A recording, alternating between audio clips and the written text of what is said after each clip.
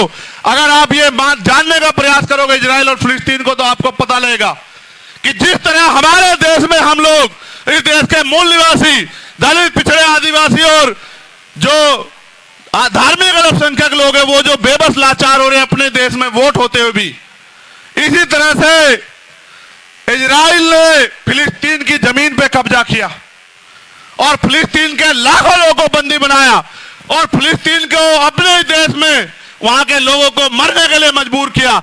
मैं हिंसा का समर्थन नहीं करता, मगर आप ये बताओ, अगर वहां फिलिस्तीन की लड़ाई गलत है तो देश ने जो आजादी की लड़ाई लड़ी अंग्रेजों के खिलाफ, वो कहां सही है आप बताओ। यहां भी तो शहीद आजम सरदार भगत सिंह ने अपने प्राणों के बलिदान दिए, उनकी यूनिट ने प्राणों के बलिदान दिए अपनी मातृभूमि की रक्षा के लिए, उसको आजादी के लिए अंग्रेजों से। अगर आज उस बात को वो लोग गंभीरता से आगे बढ़ा रहे हैं, तो मैं क्यों कहूं मैं इजराइल के साथ।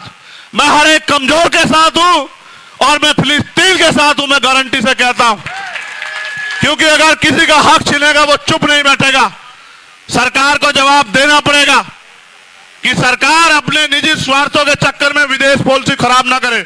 आप अटल जी का बयान सुनना, अटल जी फिलिस्तीन के साथ थे, नेहरू जी फिलिस्तीन के साथ थे, इंदिरा गांधी फिलिस्तीन के साथ थी, और आज की सरकार इजराइल से वो उनकी जांच एजेंसी है जिससे हमारे नेताओं के अकाउंट खंगलवाने हैं, उनके फोनों में क्या ये दिखवाना है, उनकी इंक्वायरी करवानी है। अपने निजी संबंधों को बचाए रखने के लिए अपने देश की फॉरेन पॉलिसी खराब कर रहे हो। चाइना का मुकाबला करो अगर तुम में दम है प्रधानमंत्री जी, हम आपके साथ खड़े हैं। चलो चाइना की तरफ आगे बढ़ो, चलो कूच करो, हम देखेंगे आप में कितना दम है। आज से पहले गोली हम खाएंगे, ये देश हमारा है, इस मुल्क के लिए शहादत हम सहेंगे। लेकिन अगर आप देश से गद्दारी करोगे तो ये होने नहीं देंगे, हम इस बात को याद रखना।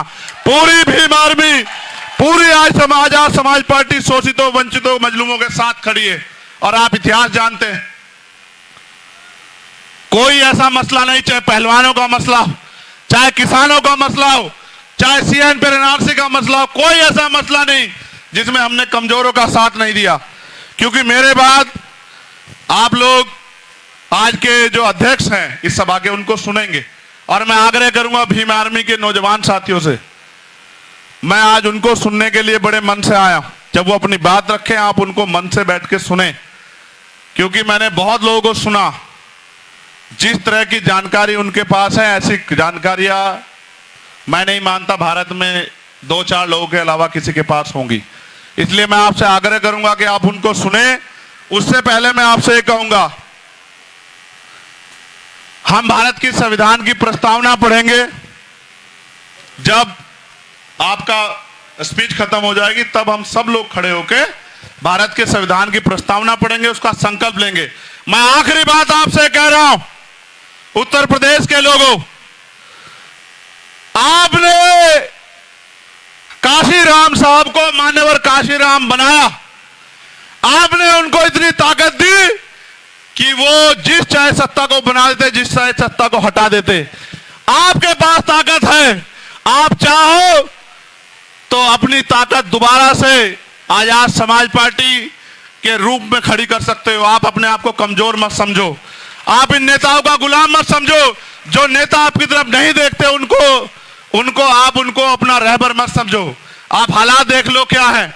नेताओं की जिम्मेदारी है आपकी लड़ाई लड़ने की बजाय वो आपको कमजोर करना चाहते हैं। फैसला आपको लेना है। मैं तो आपका बेटा, बिजनौर के लोगों, आपने, मैं नहीं आया जिला पंचायत में, आपने 8-9 जिला पंचायत जिता के मेरे भाइयों को इज्जत दी। तमाम हमारे नेता यहां खड़े जिनको आपने इज्जत दी, आपने मुझे इज्जत और सम्मान दिया। मेरी जिम्मेदारी बनती है कि आपकी लड़ाई लड़ूं। और याद रखना, अगर आने वाले कल में आपने मुझे ताकत दी तो बिजनौर के लोगों को किसी की तरफ हाथ फैला के नहीं देखना पड़ेगा, मेरा वचन है, याद रखना। और मैं उन नेताओं को भी कहना चाहता हूं जिन्होंने बहुत साजिशें की मुझे रोकने के लिए, तुम लोग नहीं रोक सकते हो, तुमसे नहीं रुकेगा चंद्रशेखर आजाद, भीम आर्मी और आजाद समाज पार्टी का काफिला। अगर रोकेंगे तो ये और बढ़ाएंगे तो ये, और अगर ठान लें भीम आर्मी आजाद समाज पार्टी के नौजवान कोई रोक नहीं सकता है, इतिहास पलट के दम लेंगे। बहुत बहुत धन्यवाद। मैं